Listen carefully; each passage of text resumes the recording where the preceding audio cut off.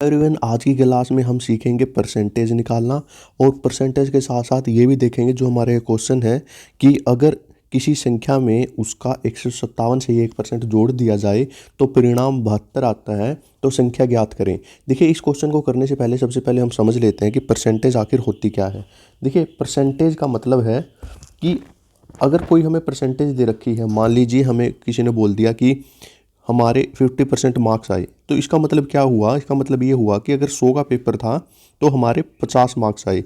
या फिर हम इसको ऐसे समझ सकते हैं, कोई भी ये बोलता है कि 50% का मतलब ये होता है किसी के पीछे परसेंट लगा, उसका मतलब ये होता है कि 100 में से उतना। मान लीजिए किसी ने बोल दिया कि 70%, तो 70% का मतलब है कि 100 में से 70। तो परसेंटेज का ये सीधा सीधा सा मतलब होता है कि 100 में से कितना। जैसे कि मैं यहाँ पे लिख दूँ 1/4। तो अगर कोई पूछे कि इसको परसेंटेज में कन्वर्ट करो कितने परसेंट है, तो इसका मतलब ये हुआ कि अगर कोई 4 चीज़ है तो उसका 1 भाग।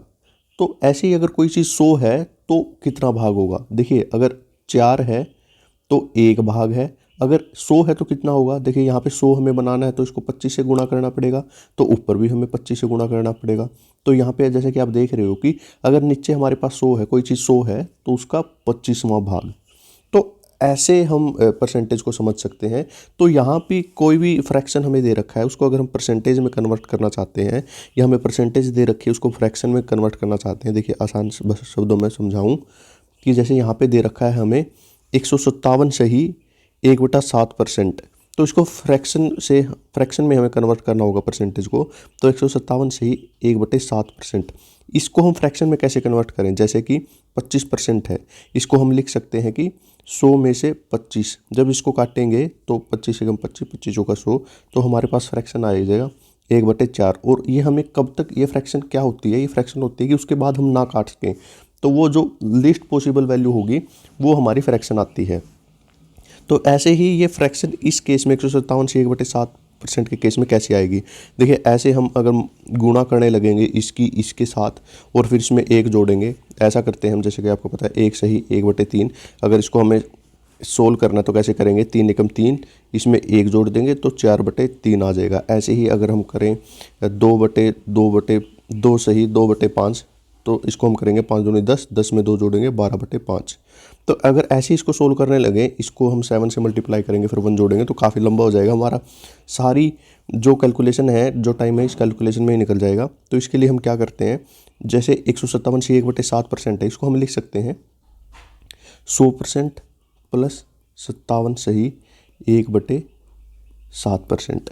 देखिए, ये 157 से 1/7% है, इसको हम लिख सकते हैं 100 प्लस 57 से 1/7, ये इसके बराबर है। तो 100% का मतलब क्या होगा कि 100 का परसेंट का मतलब होगा 100 में से 100, यानी ये तो 1 ही आएगा। तो प्लस में इसका मतलब क्या होगा? यहाँ से हम इसको सोल्व कर लेंगे। देखिए, इसको जब हम सोल्व करेंगे तो इसको मल्टीप्लाई करेंगे तो ये हमारे पास आएगा 37 × 49, 4 7 35 और 4 399 प्लस में 1/7।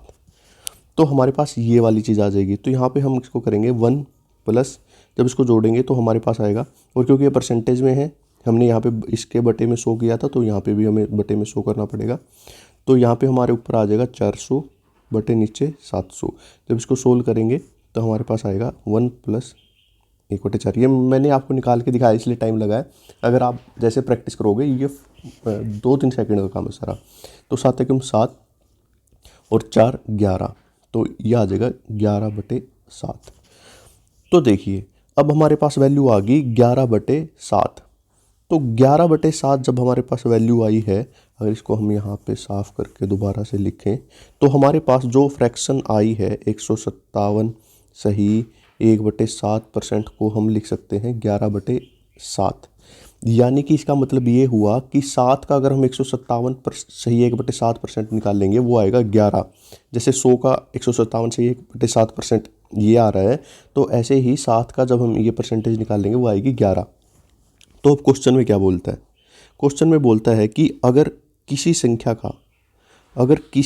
का 157 सही 1/7% उसमें जोड़ दिया जाए। देखिए, मान लीजिए हमारी ये संख्या है, इसका 157 सही 1/7% क्या है? 11। तो अगर इस संख्या में हम ये 11 जोड़ दें तो कितना आएगा? हमारे पास 18 आएगा। तो इस क्वेश्चन में क्या बोल रहा है, वो कितना है 72। तो 18 हमारा किसके इक्वल है, अगर इस क्वेश्चन के हिसाब से मानिए 18 हमारा 72 के इक्वल है, तो एक किसके इक्वल हो जाएगा, तो एक हमारा हो जाएगा बटे में 18 करेंगे 4 के इक्वल, तो एक आ गया 4 के इक्वल।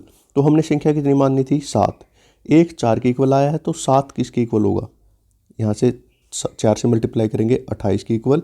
और जो हमारी ऊपर वाली वैल्यू किसके इक्वल होगी, तो हमारी ऊपर वाली वैल्यू होगी, इसको भी 4 से मल्टीप्लाई करेंगे, क्योंकि एक की वैल्यू 4 आई है, तो हमने तो 7 माननी है संख्या, तो 7 की वैल्यू 28 आएगी, ऊपर वाली की 44 आएगी। तो इसमें हमसे पूछा कि संख्या क्या होगी, क्योंकि संख्या तो हमने 7 मानी थी, तो हमारी संख्या इस केस में होगी 28।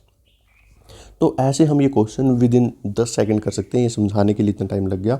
तो बस सीधा फ्रैक्शन सोल्व होते ही जैसे हमें पता चलेगा 11/7, तो अगर 7 का 157 से 1/7% 11 होता है, उसमें संख्या में इसका 157 से 1/7% जोड़ दिया जाए, यानी इसका ये है 157 से 1/7%, तो इसमें 11 जोड़ेंगे तो हमारे पास 18 आएगा।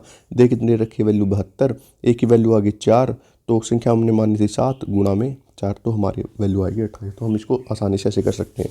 तो ऐसे और भी बहुत सारे छोटे छोटे कंसेप्ट हम अभी क्लियर करेंगे, और कंप्लीट मैथ का कोर्स हम इस पर करने वाले हैं। तो जल्दी को चैनल को सब्सक्राइब कर लीजिए। वीडियो देखने के लिए आपका बहुत बहुत धन्यवाद।